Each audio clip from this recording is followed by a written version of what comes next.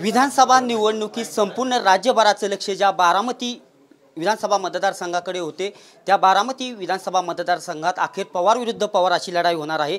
राष्ट्रवादी शरदचंद्र पवार गटाचे युवा नेते विगेंद्र पवार यांची उमेदवारी जाहीर झालेली आहे। आपल्यासोबत विगेंद्र दादा पवार आहेत। दादा काय सांगाल, आज उमेदवारी जाहीर झालेली आहे, एकंदरीत काय आभार मानाल? पवार साहेबांचा आणि राष्ट्रवादी काँग्रेस पक्षाचा, जयंत पाटील साहेबांचा, सुप्रियाताईंचा, सगळेच आपले पक्षाचे नेते कार्यकर्ते सगळ्यांचा मी मनापासून आभार व्यक्त करतो। हा जो विश्वास त्यांनी माझ्यावर ठेवलाय, मी नम्रतापूर्वक या निर्णयाचा स्वीकार करतो आणि बारामतीकरांसाठी, बारामतीच्या जनतेसाठी मी दिवस रात्र काम करीन। एक लोकप्रतिनिधी म्हणून मी त्यांच्या सेवेसाठी उपलब्ध राहीन आणि जे काही त्यांचे प्रश्न असतील मी 100% प्रामाणिकपणे सोडवण्याचा प्रयत्न करेन। एका बाजूला आपल्याला तगडं आव्हाने, अगदी 6 वेळा उपमुख्यमंत्रीपद आणि 7 वेळा आमदारकी बसवलेलं अजित पवार आपल्यासोबत आव्हान आहे, तर कसं पाहता या आव्हानाकडे आपण एक नौके उमेदवार? काय सुरुवातीला सगळेच नवीन असतात, कधी ना कधी तरी सगळ्यांचीच सुरुवात असते, सगळेच असे अनुभवी येतात असं नसतं आणि तशी माझी सुरुवात आहे। आणि खरं तर मी कोणाला विरोध करायला किंवा आपल्या पुढं कोण आहे हे न बघता बारामतीच्या जनतेसाठी काहीतरी आपल्याला करायचं आहे।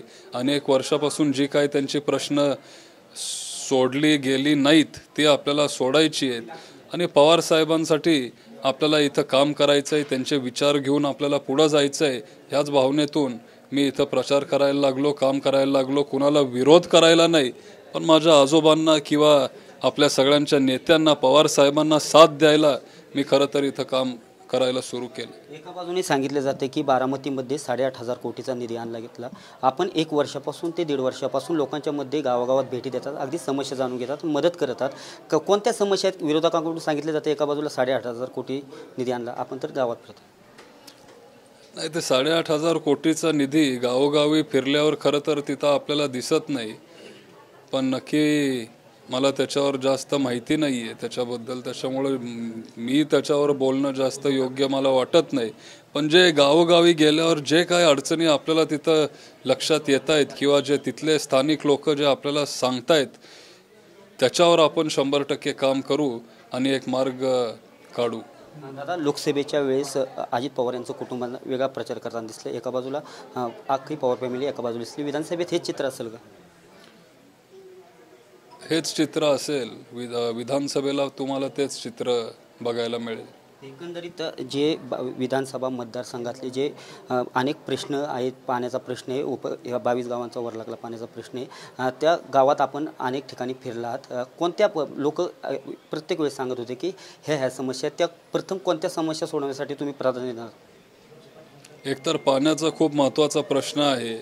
आपण आपल्या शरीव फाउंडेशनच्या माध्यमातून 10 वर्षापासून आपण फक्त पाण्यावर काम करत आलोय। उद्या जर आपल्याला शासनाची ताकद मिळाली तर मग अजून आपण ताकदीने हे काम वाढवू आणि ह्या पाण्याचा प्रश्न जो काही जिरायत भाग आहे त्याला बागायत करायचा आपण नक्की प्रयत्न करू आणि आपण बऱ्यापैकी यशस्वी होऊ असं मला विश्वास आहे। बेरोजगारी खूप वाढली आहे, नवीन इंडस्ट्री आपल्याला बारामतीत आणायची आहे। पवार साहेबांनी त्या काळात इंडस्ट्री आणली, त्याच्यानंतर नवीन कंपन्या आले नाहीत। तसंच पाण्याचे योजना पण तेव्हा पवार साहेबांनी आणले, जानाई, सिरसाई, पुरंदर, उपसा, त्याच्यानंतर कुठलीही मोठी योजना आपल्या तालुक्यात आली नाही। अनेक प्रश्न आहेत, गुन्हेगारी वाढली आहे, भ्रष्टाचार वाढला आहे, शेतकऱ्यांना योग्य भाव मिळत नाही आहे, खूप अडचणी आहेत। हे सगळ्या अडचणींवर आपण काम करू आणि या सगळ्या लोकांचे प्रश्न आपण सोडू। पवार कुटुंबात कोणालाही विचारलं तरी राजकारण वेगळं आणि कौटुंबिक संबंध वेगळे असं प्रत्येक वेळेस सांगितलं जातं। आता दिवाळी काही दिवसांवर येऊन टेपलेली आहे, तर दिवाळीत सर्वजण एकत्र येणार? आम्ही तर सगळे तिथं असणार आहे आणि माझी इच्छा आहे की सगळ्यांनी यावं। शेवटी हे संस्कार आमच्यावर म्हणजे आम्ही तेव्हा नव्हतो, पण सगळे जुने लोक सांगतात की माझी पणजी म्हणजे शारदाबाई पवारांनी हे सगळे संस्कार कुटुंबावर ठेवलेले, कारण तेव्हा पण आमच्या कुटुंबामध्ये अनेक विचाराचे सगळे लोक होते, तर हे सगळे एकत्र यायचे आणि दिवाळी साजरा करायचे। आणि यंदा पण मला वाटतंय की सगळे एकत्र येतील आणि दिवाळी साजरा करतील। वेळोवेळी सांगितलं जाते की भावनिक मुद्द्यावरती ही निवडणूक लोकसभेच्या वेळेस प्रत्येक वेळेस सांगण्यात येतो की भावनिक मुद्द्यावर लढवली जाईल, पण त्यावेळेचं चित्र वेगळं होतं, यावेळेचं चित्र कसं राहू शकतं?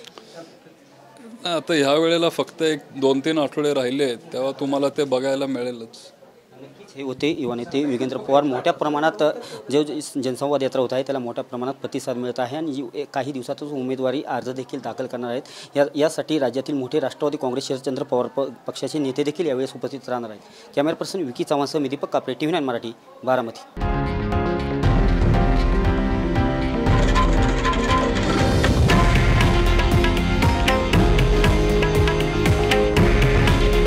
हे आहे देशातील नंबर 1 न्यूज नेटवर्क आणि आपण पाहत आहात TV9 मराठी.